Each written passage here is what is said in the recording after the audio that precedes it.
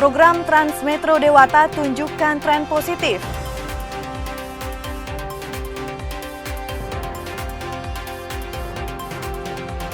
Pengunjung sepi naik lantai 4 Pasar Badung.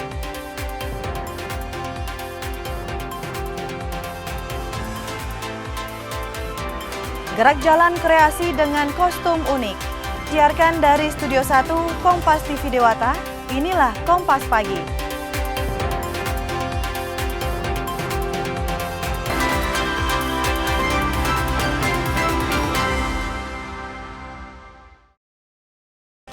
Om Swastiastu. Selamat pagi saudara, Kompas Pagi kembali hadir menjumpai pagi Anda.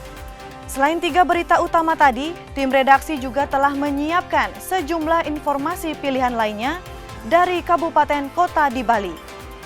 Beberapa berita dari daerah di Indonesia juga mewarnai Kompas Pagi di Kompas TV Dewata.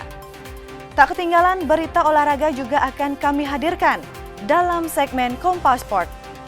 Follow Instagram kami di Kompas TV Dewata dan @Facebook kami di Kompas TV Dewata. Juga saksikan serta subscribe tayangan kami di channel YouTube Kompas TV Dewata. Bersama saya, Nima De Orchid. Kita simak informasi selengkapnya dalam program Kompas Pagi, edisi Senin 24 Agustus 2026 di Kompas TV, independen, terpercaya.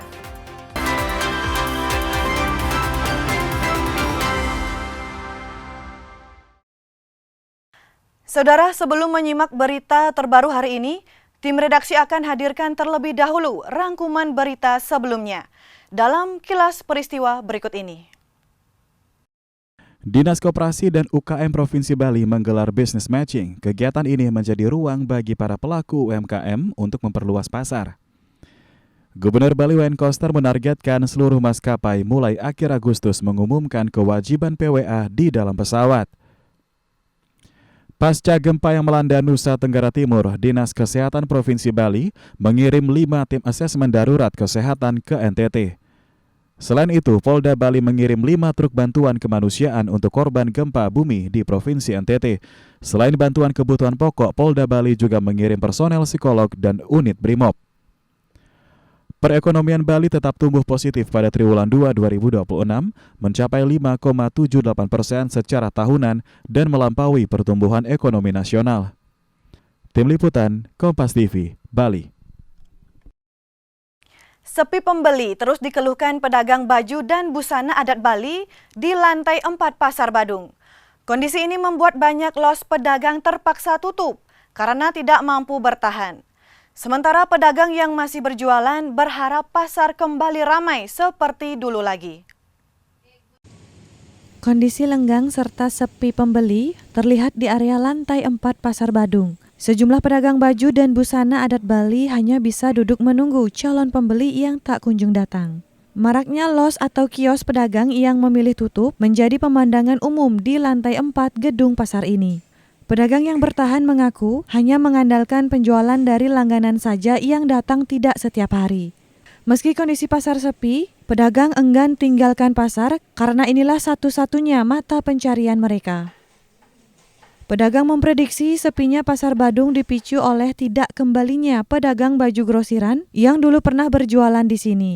Saat ini para pedagang grosir tersebut telah menetap dan beraktivitas di Pasar Lokitasari atau gedung wisata yang ada di Jalan Tamrin Denpasar. Pedagang Pasar Badung sangat berharap kondisi pasar dapat kembali ramai seperti dulu.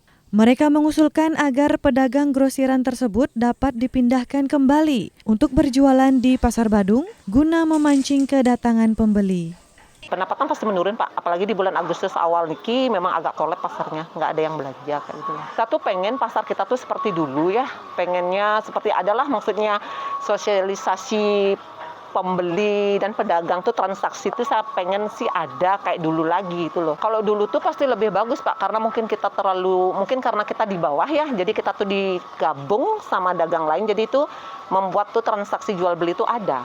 Kalau mulai sepinya itu habis corona Pak. Habis corona, dari corona terus Setelah itu mulai sepi karena pedagang satu demi satu dia pindah. Banyak pindah ke Lokitasari. Pertama waktu baru buka itu masih rame pedagang. Habis itu karena mungkin tempatnya kecil ya. Tempatnya kecil, terus tempatnya di atas, jauh di atas. Jadinya mereka pada pindah ke sana. 10 tahun lalu, pasar tradisional yang terbesar di Kota Denpasar ini sempat mengalami kebakaran. Usai direnovasi, Pasar Badung didesain menjadi 4 lantai dan 2 basement. Penataan pasar ditentukan oleh pengelola melalui kelompok. Lantai 1 khusus pedagang sembako, rempah, bumbu dan daging. Lantai 2 pedagang sayur, buah dan telur. Sedangkan lantai 3 perlengkapan upacara dan jajanan kering. Dan lantai 4 paling atas pedagang pakaian, baju adat Bali dan kuliner makanan. Komang Suwarbawa, Kompas TV, Denpasar, Bali. Operasional bus Trans Metro Dewata dinilai semakin membaik. Ditandai dengan meningkatnya jumlah penumpang harian. Hingga 18 Agustus 2026, jumlah penumpang mencapai sekitar 5.400 orang per hari. Operasional bus Trans Metro Dewata dinilai semakin membaik seiring meningkatnya animo masyarakat menggunakan transportasi umum. Kepala Dinas Perhubungan Provinsi Bali, IKD Mudarta menyebut hal ini terlihat dari jumlah penumpang yang terus meningkat setiap tahun. Sejak 2020 hingga 2024, Trans Metro Dewata merupakan program Kementerian Perhubungan yang didanai APBN dengan total 105 bus, terdiri dari 95 bus operasional dan 10 bus cadangan. Memasuki April 2025, pengelolaan Trans Metro Dewata beralih menggunakan anggaran daerah dengan penyesuaian armada untuk melayani kawasan sentra ekonomi Sarbagita. Kini terdapat 75 unit bus dengan 69 bus beroperasi dan 6 bus sebagai cadangan. Peningkatan jumlah penumpang juga terlihat signifikan. Hingga 18 Agustus 2026, jumlah penumpang mencapai sekitar 5.400 orang per hari. Meningkat dibandingkan awal pengelolaan oleh pemerintah daerah pada 2025 yang masih berkisar 4.700 penumpang per hari. Terkait layanan angkutan umum di perkotaan Sarbagita, saat ini Trans Sarbagita dan Trans Metro Dewata. Khusus untuk Trans Metro Dewata, kita bisa sampaikan pada saat ini kondisinya makin membaik. Nah, penandanya apa? Salah satunya adalah jumlah penumpang harian. Berdasarkan data tahun 2025 ketika kita mulai kelola, rata-rata penumpang hariannya itu mencapai 4.766. Nah, untuk rata-rata tahun ini sampai dengan 18 Agustus sudah melampaui angka itu. Nah, terkhusus untuk di bulan Juli itu kita sudah mencapai angka 5.000 lebih, 5.200 lebih. Keberadaan Trans Metro Dewata juga dinilai memberikan kemudahan bagi masyarakat, termasuk penyandang disabilitas, lansia, hingga mahasiswa dari luar daerah. Tarif yang terjangkau serta layanan yang dinilai nyaman menjadi salah satu alasan masyarakat mulai beralih ke transportasi umum. Meski demikian, Dishub Bali masih terus melakukan evaluasi, termasuk rencana penambahan halte di kawasan strategis, serta rambu pada titik pemberhentian yang masih sepi. Pemerintah juga masih mengkaji kemungkinan memperluas layanan Trans Metro Dewata ke wilayah di luar Sarbagita. Program ini diharapkan tak hanya menjadi alternatif transportasi, namun juga mendorong masyarakat mengurangi penggunaan kendaraan pribadi, sehingga dapat menekan emisi dan mengurangi kemacetan di Bali. Putu Farah, Kompas TV, Denpasar, Bali. Tingkatkan kompetensi, pemahaman etika jurnalistik, serta memperkuat integritas wartawan. PWI Provinsi Bali gelar orientasi kewartawanan dan keorganisasian atau OKK. Ketua PWI Bali berharap seluruh anggota dapat menjadi wartawan yang profesional, bertanggung jawab, serta mampu menghasilkan karya jurnalistik yang bisa bermanfaat untuk masyarakat. Menjadi langkah strategis untuk memastikan wartawan memiliki pemahaman yang mendalam tentang kode etik jurnalistik, undang-undang pers, serta visi misi organisasi. PWI Provinsi Bali di Denpasar selama 2 hari menggelar OKK dengan mengambil tema membangun wartawan profesional, berintegritas, dan berkomitmen terhadap etika jurnalistik. 102 wartawan dari berbagai media, baik cetak, elektronik maupun cyber, mengikuti kegiatan orientasi kewartawanan dan keorganisasian atau OKK. Ketua PWI Bali, Iwayan Dira Arsana bilang, OKK merupakan syarat mutlak bagi wartawan yang bergabung dengan PWI.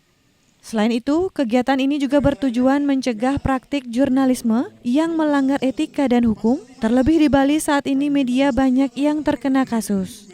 Untuk itu, pihaknya memberi pemahaman etika jurnalistik kepada wartawan dengan mendatangkan sejumlah narasumber. Kami juga ingin melakukan penyegaran, penguatan wawasan para teman jurnalis, para teman wartawan terkait dengan pengelolaan pemberitaan ke depan.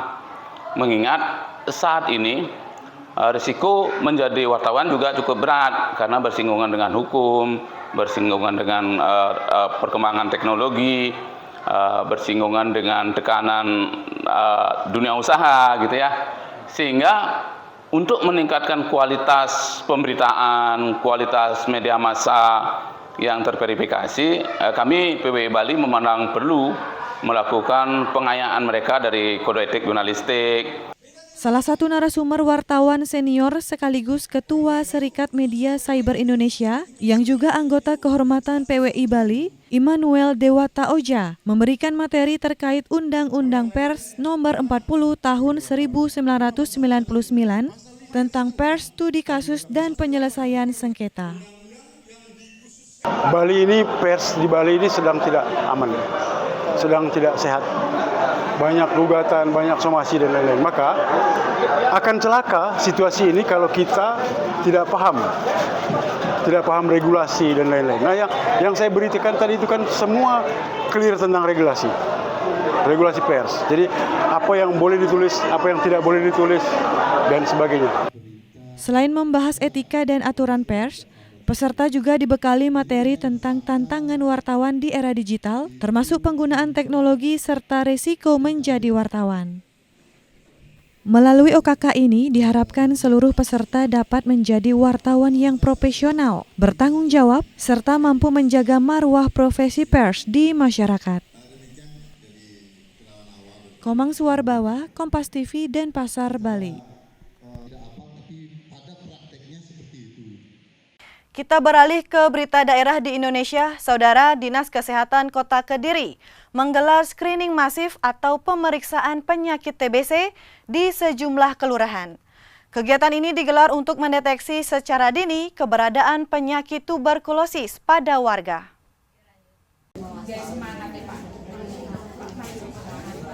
Sejumlah warga ini mengantre di Gedung Serbaguna, Kelurahan Kampung Dalam, Kota Kediri.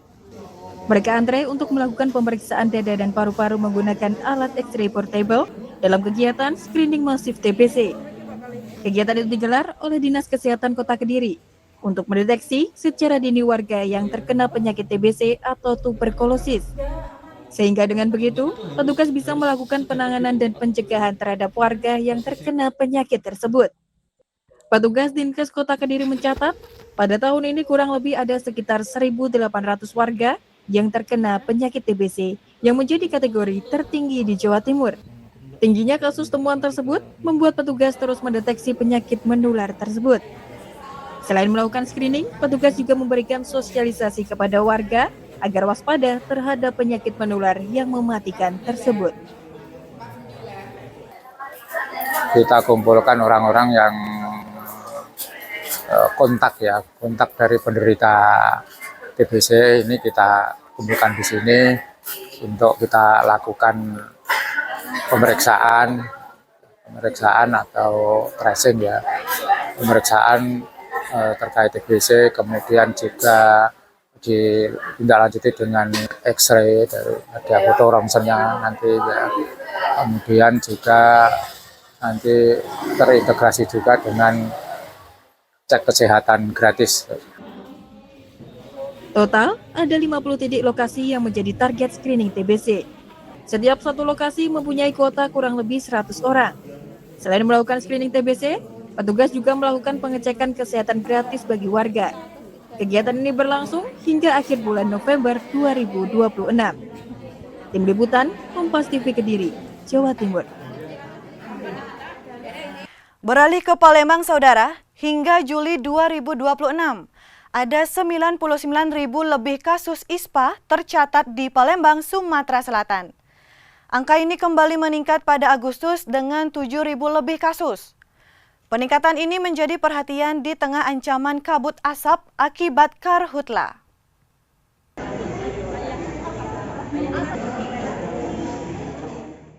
Data Puskesmas di Sumatera Selatan menunjukkan kasus ISPA tertinggi terjadi pada minggu pertama Agustus dengan 4.370 kasus. Pada minggu kedua, angkanya tercatat 2.678 kasus. Peningkatan kasus terjadi seiring memburuknya kualitas udara di Palembang. Karhutla memicu penurunan kualitas udara sehingga masuk kategori tidak sehat. Karhutla memicu penurunan kualitas udara hingga masuk kategori tidak sehat. Itu dari minggu pertama sampai minggu kedua itu ada penurunan untuk rawat jalan saja. Kami memantau apakah ada terjadi peningkatan kasus ISPA pada saat terjadinya karhutla sekarang ini dengan adanya laporan mingguan dari semua kabupaten kota yang ada di Provinsi Sumatera Selatan. Namun, kondisi ini belum mengganggu kegiatan belajar mengajar di sekolah. Kita melakukan surveillance untuk ISPA, jadi pelaporan kasus ISPA itu dilaporkan setiap hari oleh Puskesmas melalui aplikasi. Enggak, belum. Itu kan harus dibuat kajian ya, dan yang menetapkan itu kepala daerah. Kalau kita lihat sementara ini, belum ada peningkatan kasus ISPA. Untuk mengurangi resiko paparan asap dan polusi, masyarakat diimbau menjaga kondisi tubuh, membatasi aktivitas di luar ruangan, serta menggunakan masker saat beraktivitas. Muhammad Reza Pahlevi, Kompas TV, Palembang, Sumatera Selatan.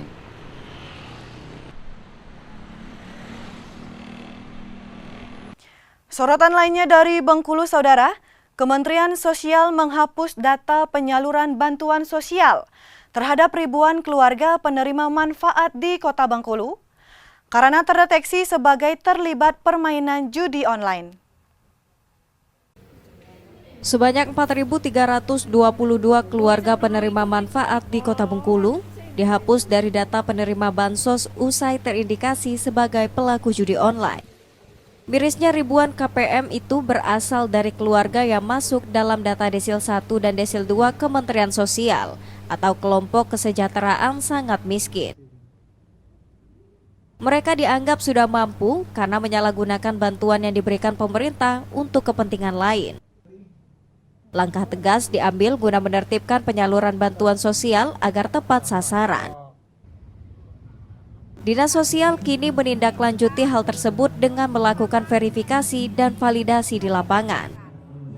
Terindikasi mereka melakukan judi online sehingga bantuan itu langsung di stop. Namanya exclude, itu ada 4.322 KPM yang exclude. Otomatis karena bansos itu tidak digunakan sesuai peruntukan, mereka dianggap sudah mampu dan mereka keluar dari penerima bantuan, dan itu dimiriskan Desil 1 dan 2. Desil 1 dan 2 itu kan penerima PKH seharusnya. Nah, karena mereka exclude tadi, desilnya langsung naik. Karena dianggap mereka sudah banyak uang untuk melakukan judi online tersebut. Masyarakat diimbau untuk tidak menggunakan uang bantuan sosial untuk hal-hal negatif, khususnya judi online. Bansos diperuntukkan untuk memenuhi kebutuhan pokok, kesehatan, dan pendidikan keluarga. Bayazir Al-Rehan, Kompas TV, Bengkulu. 81 tahun sudah Indonesia merdeka. Perbincangannya akan hadir dalam segmen Perspektif Redaksi sesaat lagi. Tetaplah di Kompas Pagi.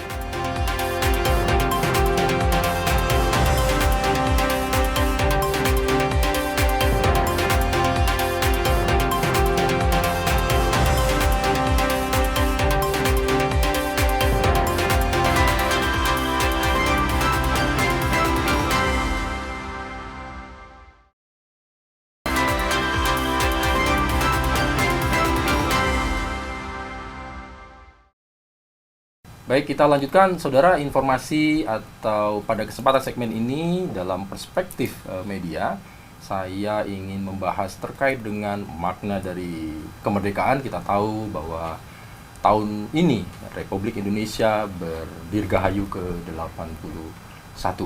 Nah, bersempatan dengan itu saya mengajak narasumber kita, Brigadir Jenderal TNI Ida Dewa Agung Hadi Saputra selaku Komandan Korem 163 Wira Satya. Om Swastiastu, Jenderal. Om Swastiastu, Mas Bambang. Luar biasa nih Pak Agung. Salam merdeka dulu Pak Agung. Merdeka. Merdeka. Pak Agung, ini kan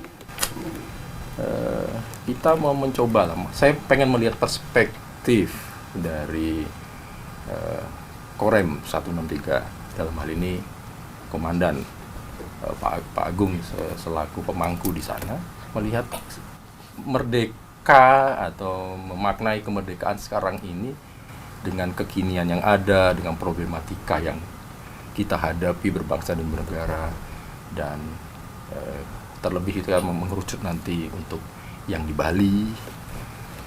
Itu gimana sih Pak Agung dari perspektif pandangan dari Pak Agung sebagai Komandan Korem 163 Wira Satya?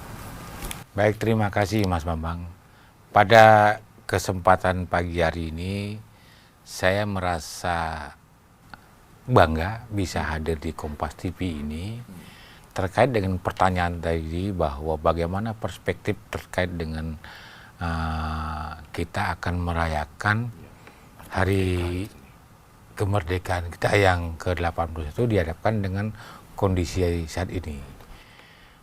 Perlu kami informasikan bahwa sebelum kita membahas yang ditanyakan oleh Mas Bambang tadi, bahwa secara langsung maupun tidak langsung, masyarakat Bali yang saat ini, khususnya di generasi-generasi muda, harus juga memahami dulu dasar-dasar kita ini sebagai warga negara Indonesia, apalagi sebagai warga negara masyarakat Bali. Memahami dulu konteks dasarnya adalah membayangkan bagaimana bangsa ini berdiri, khususnya Provinsi Bali ini berdiri sampai ada saat ini, bahwa atas perjuangan-perjuangan para pahlawan kita dulu. Salah satunya di Bali adalah pahlawan kita yang sudah terkenal adalah Bapak Brigjen Purnawirawan I Gusti Ngurah Rai. Itu yang kita tahu. Bagaimana perjuangan beliau untuk mempertahankan Bali ini sampai saat ini, apa yang harus kita melakukan, apa dihadapkan dengan perkembangan zaman, situasi saat ini. Itu harus tahu dulu. Sejarah ini harus kita tahu. Jangan kita menganggap bahwa negara kesatuan Republik Indonesia ini berdiri tanpa ada dasar melalui perjuangan para pahlawan kita. Setelah kita ketahui itu dan kita pahami itu, baru kita ke depannya dihadapkan dengan situasi yang kondisi saat ini, ya, apa yang bisa kita lakukan untuk bangsa kita ini, khususnya Provinsi Bali ini, masyarakat Bali ini. Salah satunya kita bisa mengajak bagaimana kita menjaga alam, contohnya. Ya, menjaga hutan, contohnya. Menjaga kebersihan, contohnya. Bagaimana membuang sampah. Bagian dari kita untuk meneruskan bangsa kita ini. Perjuangan yang dulu. Itu salah satunya.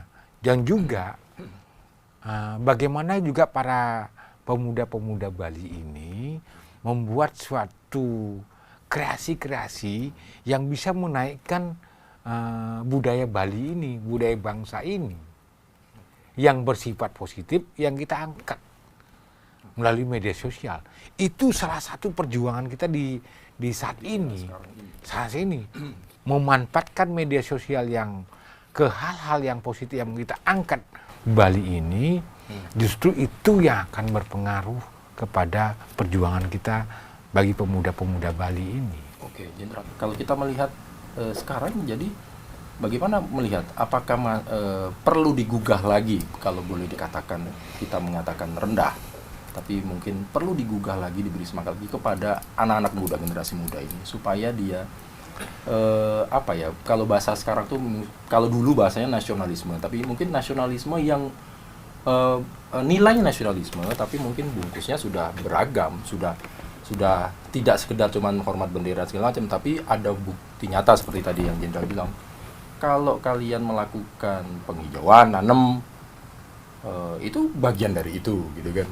Buang sampah tidak sembarang, bagian dari itu. Kan. Tapi kalau balik lagi, kalau Jenderal melihat apakah masih perlu didorong lagi nih anak-anak kita nih, generasi muda ini, supaya dia memahami betul bahwa negara ini terbentuk dan ada itu bukan karena hadiah, tetapi ada perjuangan darah, air mata, dan segala macamnya ya, harta benda buat ini. Bagaimana ya Pak Agung kalau melihat ini? Apa ya? Anda melihat anak-anak muda kita ini masih perlu didorong lagi, atau sudah ada kebanggaan juga sebetulnya sudah memahami, tapi kami melihat sudah ada dari pemuda-pemuda Bali yang melakukan itu, tapi memang perlu lebih didorong lagi. Contohnya kami hadir di masyarakat ini selaku satuan kewilayahan, ini selalu akan mengajak dengan keteladanan yang bisa kita lakukan, mengajak para pemuda-pemuda kita untuk ngayah, artinya mengabdi kepada bangsa ini, bahwa keteladanan adalah hal yang nyata yang perlu kita lakukan kepada masyarakat sehingga mereka paham betul apa yang bisa dilakukan. Contoh, kami melakukan penanaman pohon di seluruh Bali. Kurang lebih mungkin itu luasannya ada 10 sampai 15 hektar ya. Dan seluruh kami gelar dengan kegiatan Vikon semua. Ada penanaman pohon sesuai dengan karakteristik yang di masing-masing kabupaten itu. Dan mengajak semua pemuda-pemuda dan tokoh-tokoh termasuk juga anak-anak SMA itu menanam pohon. Bagian dari perjuangan kita sekarang menjaga Bali menanam pohon. Sesuai dengan konsep Bali adalah Trihita Karana itu. Bagian dari perjuangan kita menjaga ini. Melanjutkan dari perjuangan-perjuangan para pahlawan kita. Itu baru satu aspek. Oke, jadi maksud saya Jenderal turun dengan kawan melibatkan anak muda. Melibatkan anak langsung muda. Lihat ini faktanya begini. Ini loh, gitu faktanya ya. begini kondisinya loh. Begini. Dengan begitu mereka sadar. Secara tidak langsung mereka terbawa kejiwaannya bagaimana menjaga alam ini bagian dari sugestinya untuk meneruskan perjuangan pendahulu kita. Itu baru salah satu, belum lagi ya saya ngajak-ngajak yang lain. Contohnya, kita harus punya empati juga. Empati kepada masyarakat-masyarakat yang memang membutuhkan pertolongan. Contoh, kami mengajak para pemuda juga yang ada di Kabupaten Gianyar, yang kondisinya memang pemuda-pemuda itu, di anak yatim itu, yang sangat membutuhkan pertolongan. Butuh bantuan. Sehingga kami hadir di sana.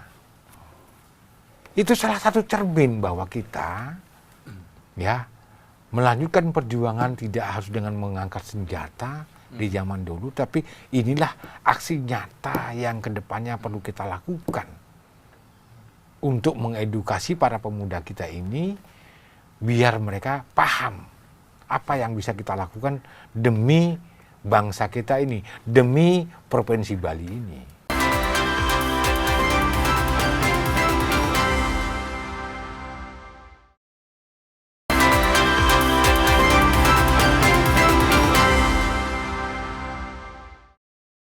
Bahwa kita mengalami, saya katakan musim ya.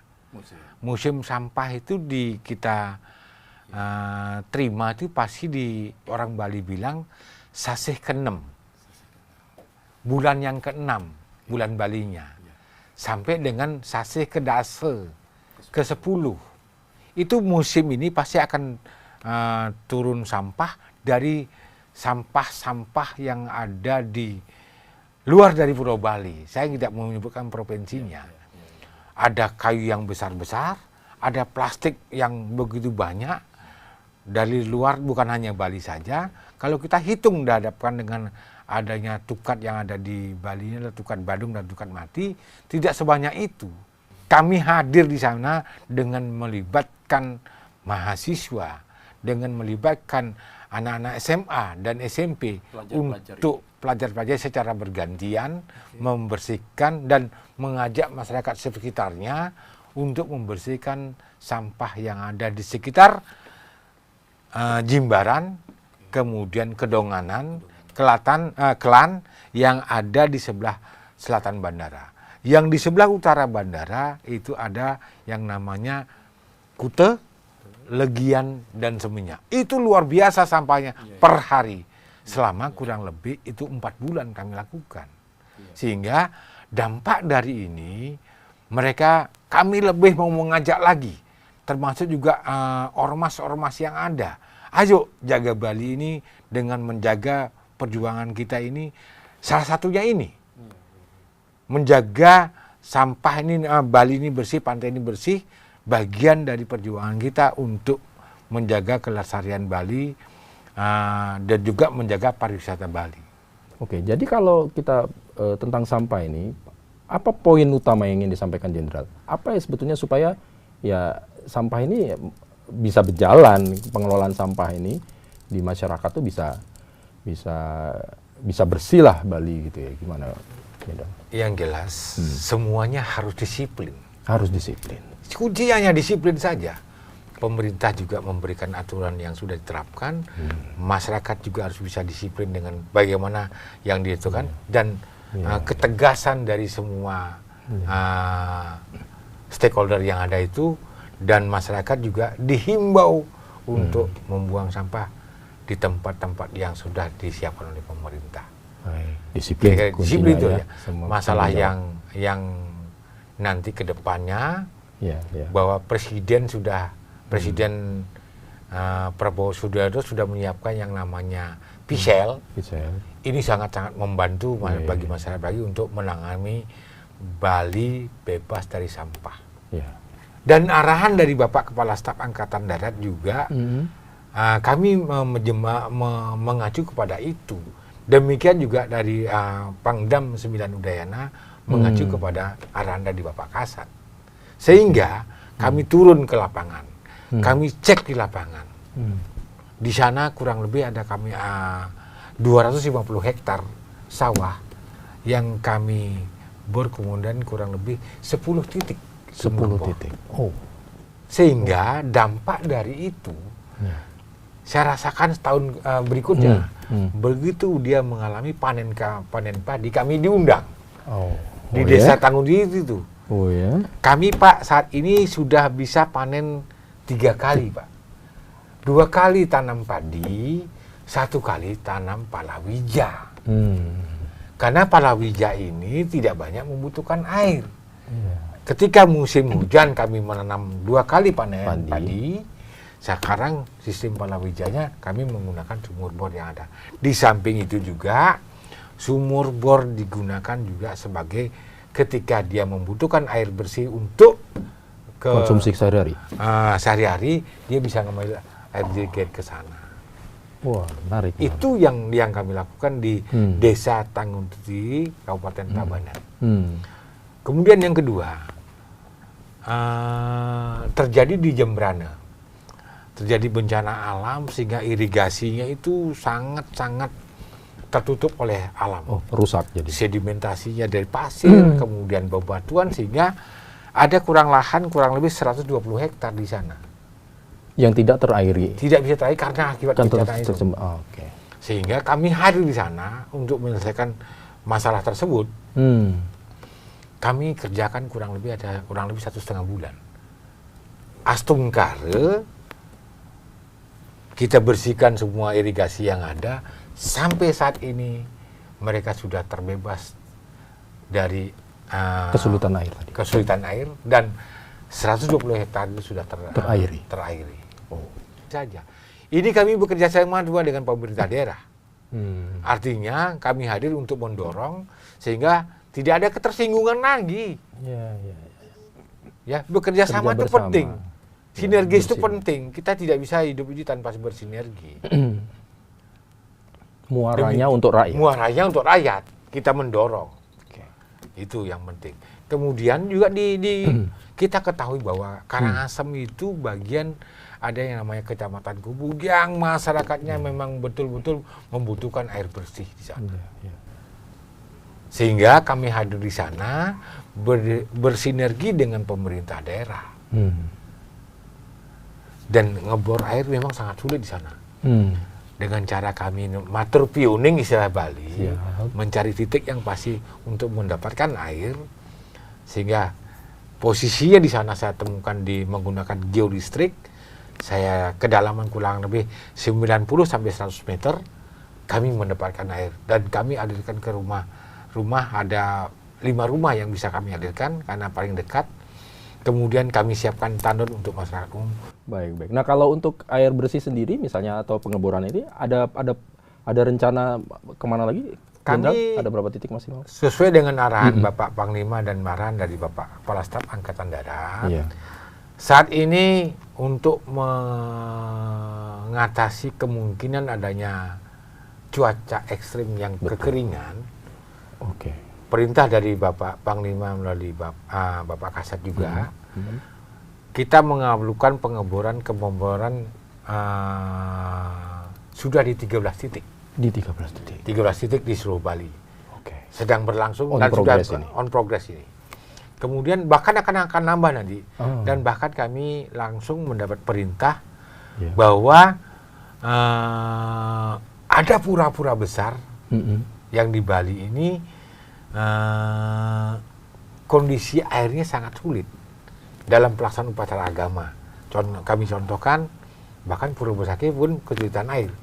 Kami akan mencari titik air dengan menggunakan geolistrik itu ke depannya, dan kami akan bor apabila ada memang sumber air yang memungkinkan. Sehingga untuk masalah perairan ini, masalah air ini sedikit tidaknya harus terbantu untuk seluruh masyarakat Bali. Karena itu memang. Dan ini harus berkelanjutan, tidak hanya itu yang mati sampai di sini saja, tidak. Harus berkelanjutan. Dan itu juga mungkin partisipasi masyarakat harus menjaga dan merawat. Menjaga posisi itu ya Pak Jenderal merawat itu yang penting ya. Kami buat tugasnya adalah bagaimana mengawali untuk bisa pengadaan airnya. Kemudian untuk menjaga inilah perannya masyarakat dan perannya pemerintah daerah. Kita bersinergi untuk menjaga keberlangsungan dari air yang sudah kita lakukan itu. Justru kami hadir untuk selalu dekat dengan rakyat, dengan masyarakat. Semboyan kami tidak pernah hilang. Dari rakyat, oleh rakyat, dan untuk rakyat. Bahwa kami hadir dengan turun ke masyarakat adalah untuk menyelesaikan permasalahan yang ada di wilayah. Itu pesan kami, dan kami selalu mengajak para pemuda dalam setiap kegiatan yang ada di masyarakat. Demikian. Brigadir Jenderal TNI Dewa Agung Hadi Saputra. Matur suwun Pak Agung. Selamat bertugas, selalu mengawal kewilayahan Bali untuk tadi. Upaya-upayanya kami mengapresiasi, mudah-mudahan ini bisa berkelanjutan, sangat-sangat bermanfaat kepada masyarakat, dan itu juga yang pengen dirasakan oleh masyarakat adalah kehadiran dari TNI memang bersama rakyat dan dibutuhkan oleh rakyat.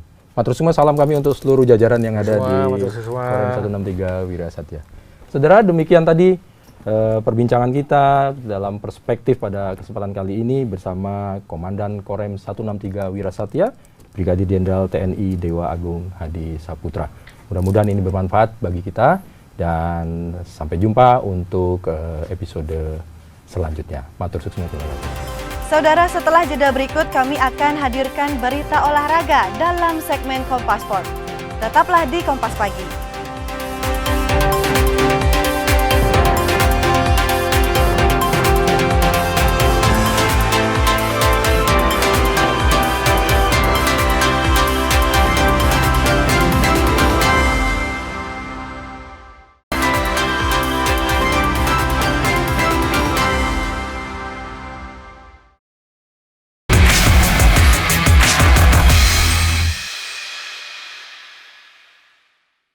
Demi mencari bibit atlet pemanah berbakat, Archery Square gelar Archery Festival 14 hingga 17 Agustus 2026 lalu di Tangerang Selatan, Banten. Mengusung semangat Hari Kemerdekaan Indonesia ke-81, Archery Square menggelar Archery Festival 2026 bertajuk Shoot It, Play It, Love It. Event ini menjadi wadah memperkenalkan olahraga panahan, sekaligus menghadirkan rangkaian aktivitas edukatif dan kompetitif bagi masyarakat. 243 peserta mulai dari pemula dan atlet nasional antusias turut serta dalam event ini. Tak hanya kompetisi, event ini juga menggelar coaching klinik untuk memperkenalkan olahraga panahan. Selain itu, event ini juga menjadi wadah untuk mencari bibit atlet panahan berbakat.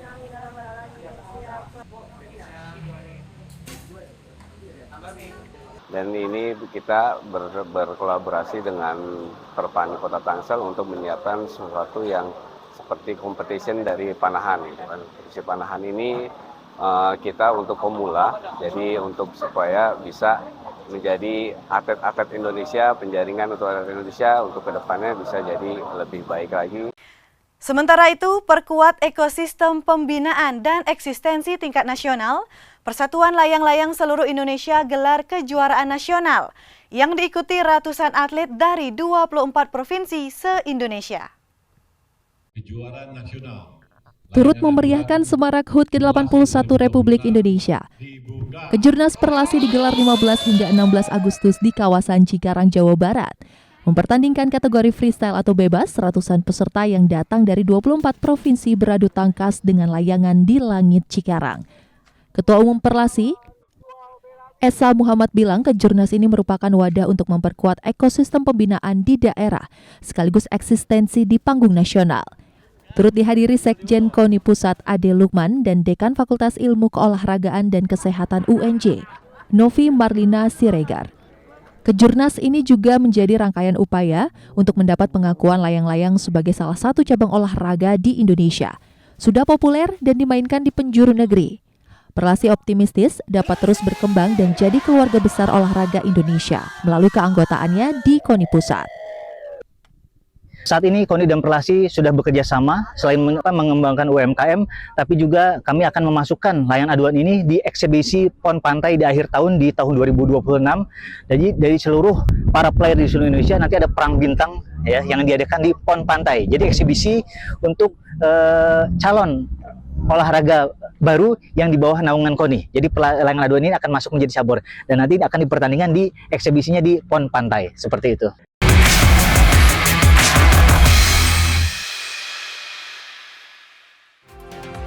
Gerak jalan kreasi dengan kostum unik. Informasinya hadir sesaat lagi. Tetaplah dalam program Kompas Pagi di Kompas TV.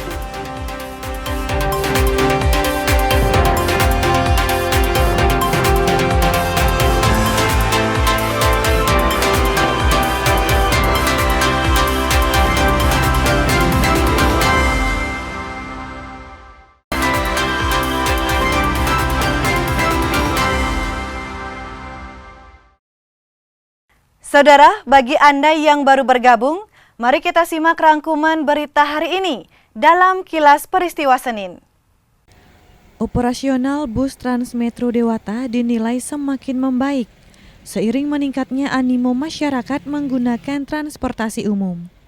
Kepala Dinas Perhubungan Provinsi Bali, IKD Mudarta menyebut hal ini terlihat dari jumlah penumpang yang terus meningkat setiap tahun.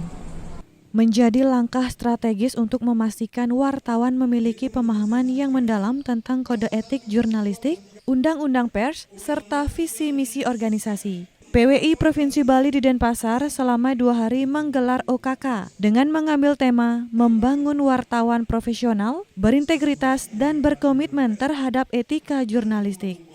102 wartawan dari berbagai media, baik cetak, elektronik maupun cyber, mengikuti kegiatan orientasi kewartawanan dan keorganisasian atau OKK. Kondisi lenggang serta sepi pembeli terlihat di area lantai 4 Pasar Badung. Sejumlah pedagang baju dan busana adat Bali hanya bisa duduk menunggu calon pembeli yang tak kunjung datang. Maraknya los atau kios pedagang yang memilih tutup menjadi pemandangan umum di lantai 4 gedung pasar ini. Pedagang yang bertahan mengaku hanya mengandalkan penjualan dari langganan saja yang datang tidak setiap hari. Pemerintah Kabupaten Jembrana menggelar gerak jalan kreasi. Gerak jalan yang diikuti puluhan peserta dari pegawai Pemkab Jembrana ini mampu menghibur warga dengan kostumnya yang unik dan menarik.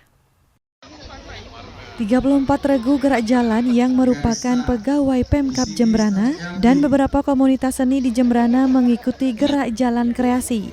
Dalam gerak jalan kreasi kali ini, peserta tidak hanya harus rapi dalam baris berbaris, tetapi juga diwajibkan memperagakan aksi baik tarian maupun yel-yel selama 2 menit di hadapan bupati dan pejabat lainnya.